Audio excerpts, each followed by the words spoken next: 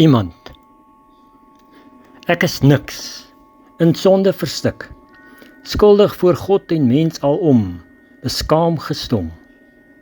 My kruik leeg, my skaal te lig geweeg, my hart in palpitasies oorloop, oor ek nie my sonde los kan koop. Bestem vir Gods verdoemenis, vergeet uit die gedagtenis, totaal verlore sonder vergifnis, is my kas vol trucs uitgewis. Daarom is ek niks. Maar iemand het iets in my kom bou, van homself in my kom vou, om meer te wees as die niks in my gees.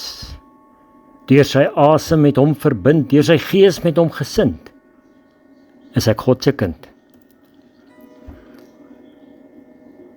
Daar is afwykings, minuskuul, heilig steriel, wat my iets begeef om al hier nie net te leef, maar ook te groei nader aan sy gees se heilig wees.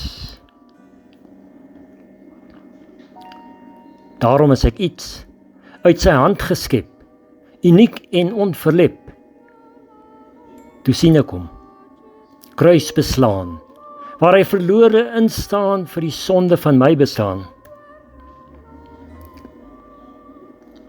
In sonde uitgehang, soos 'n koperslang maak hy my vir hom gered. Met sy bloed se band is my lewe in sy hand. Ek's vergeef, mag maar leef. Ek is iemand.